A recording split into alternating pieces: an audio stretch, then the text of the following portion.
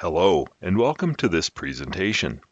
This presentation shows you how to configure an iSCSI target of an Oracle Linux instance in Oracle Cloud Infrastructure.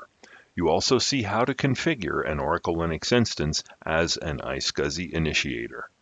Ultimately, this configuration is the basis of an Oracle Cluster File System 2, or OCFS2, cluster with 2 initiators and 1 target. A VCN was first created with 2 subnets. One of the subnets is dedicated to supporting instances in a single availability domain.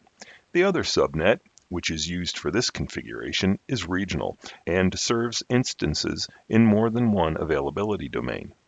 This subnet will be used to support the cluster configuration. The security list has been updated to include rules for ports used by iSCSI and OCFS2. We'll create an Oracle Linux 8 instance in availability domain 3 for our target. The firewall on the target must be configured to allow TCP connections on port 3260. We'll create and attach a block volume for the iSCSI backing store. Using the iSCSI target command line interface utility, the Oracle Linux 8 instance is configured as an iSCSI target. 2 Oracle Linux 8 instances have been created in Availability Domain 2, and one of them is configured for this exercise. The iSCSI Initiator utils package is verified and used to configure the initiator. The iSCSI target is then discovered. For this demonstration, I'm logged into the Oracle Cloud Infrastructure console. There's an instance SMM iSCSI target for the iSCSI target, and it is in Availability Domain 3. There are 2 instances, SMM Cluster 01 and 02, which are configured in Availability Domain 2. In this demonstration, we only focus on SMM Cluster 01.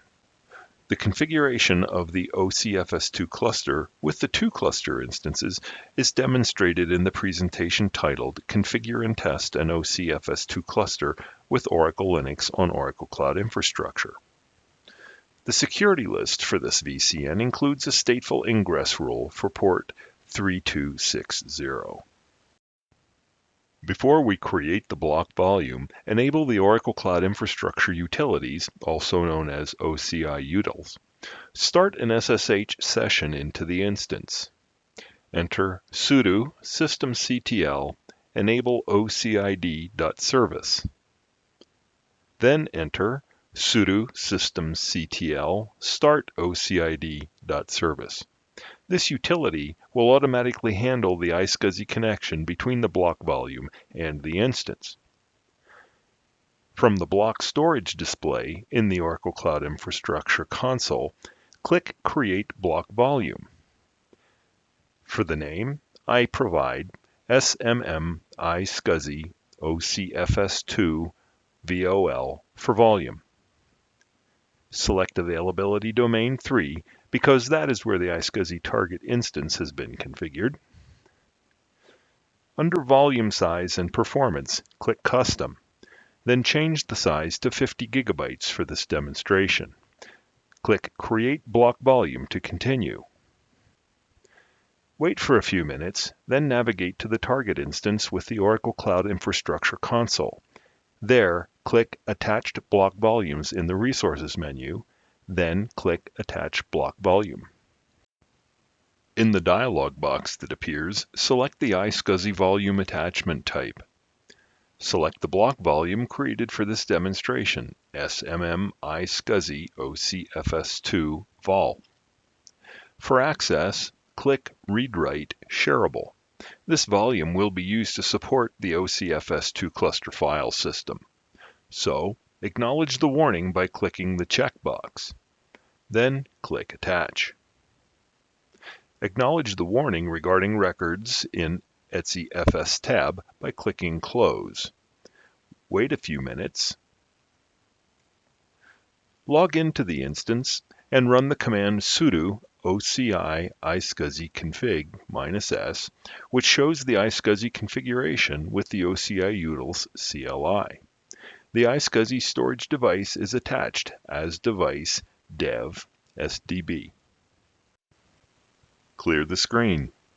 Now, install the target CLI utility by entering sudo -e dnf install target CLI -y. We use the -e option because there are environment variables which point at an HTTP proxy on a bastion that provides access to the private subnet. Use -y to bypass the acknowledgement to enter y during the installation. Clear the screen, then start the target CLI utility by entering sudo target CLI. Begin the target configuration by setting the location to backstores/block. We're configuring Oracle Cloud Infrastructure Block Storage as a backing store for the OCFS2 cluster.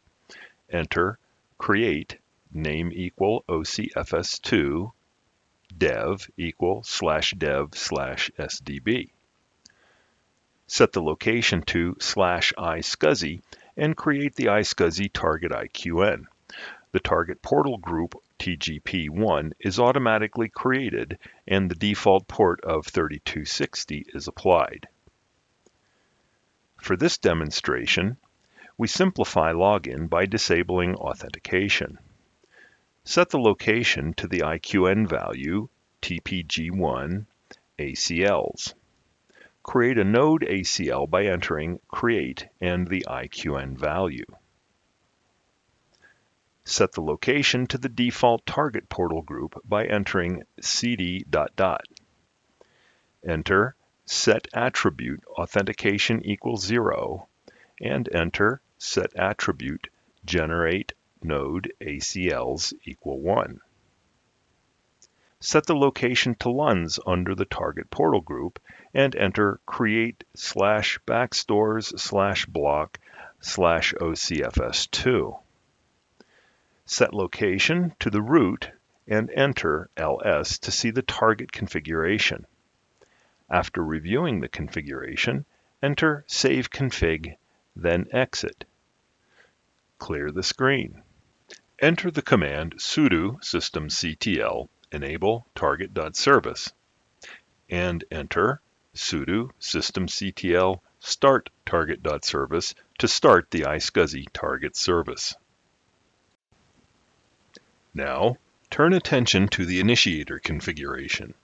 I'm logged into an Oracle Linux 8 instance that will become a cluster member. However, the procedure to configure the iSCSI initiator is the same, even for a single storage client. To verify iSCSI initiator utilities are installed, enter sudo -e dnf list iSCSI init star.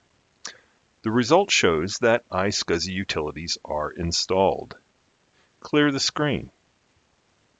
Discover the device by entering sudo iSCSI adm-m discovery -t st-p 10.0.2.9, which is the IP address of the instance configured as the iSCSI target.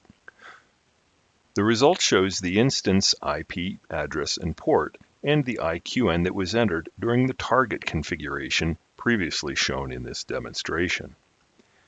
Enter sudo vi/etsy/iSCSI/initiatorname.iSCSI to edit the file.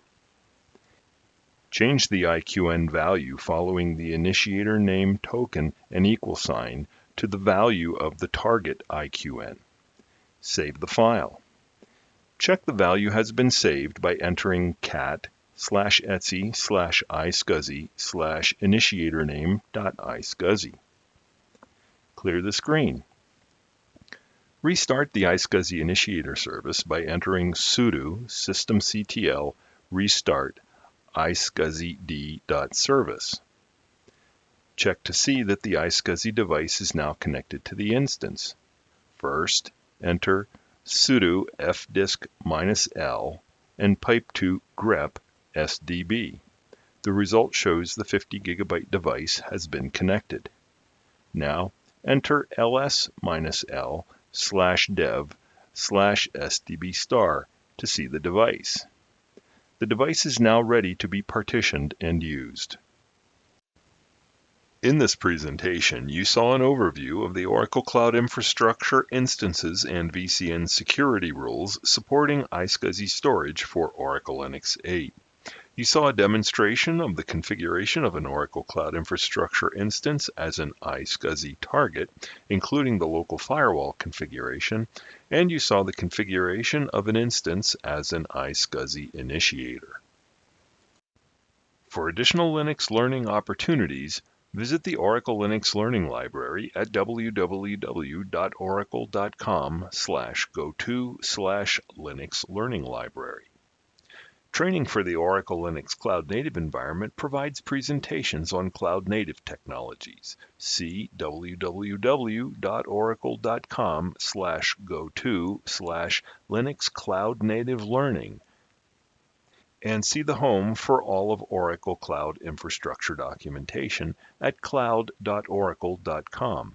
This ends the presentation. Thank you for watching.